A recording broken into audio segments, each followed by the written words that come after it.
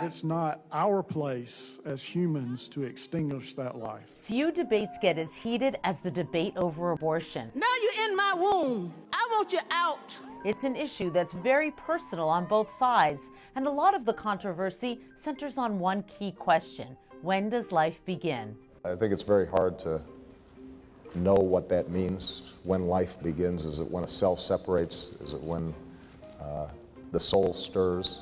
You'd think that in the 21st century, science would be able to assist. But the more we've discovered, the more complicated the issue of personhood seems to have become. For centuries, up until about the mid-1800s, the Catholic Church believed that life began around quickening, when a woman first felt movement in her womb. That happens around the 5th month of pregnancy, around 20 weeks. Nowadays, many people argue that life begins much earlier. We are living human beings at the moment of conception.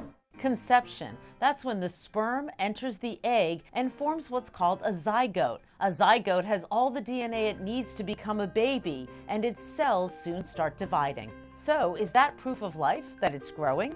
The Life Act is very simple, but also very powerful.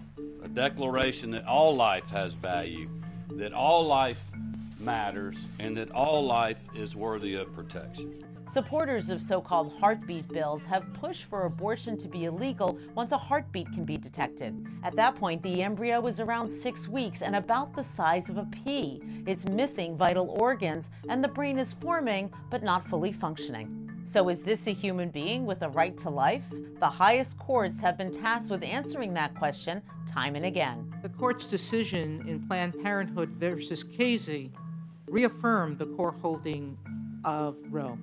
Roe v. Wade protects a woman's constitutional right to have an abortion until her fetus can live outside the womb. But even that benchmark of life is debatable. When that case was decided in the 1970s, few babies delivered before 28 weeks survived. Today, preemies born at even 22 weeks are living with the help of intensive care. Ultimately, the question of when life begins may not be decided by science, but by the courts.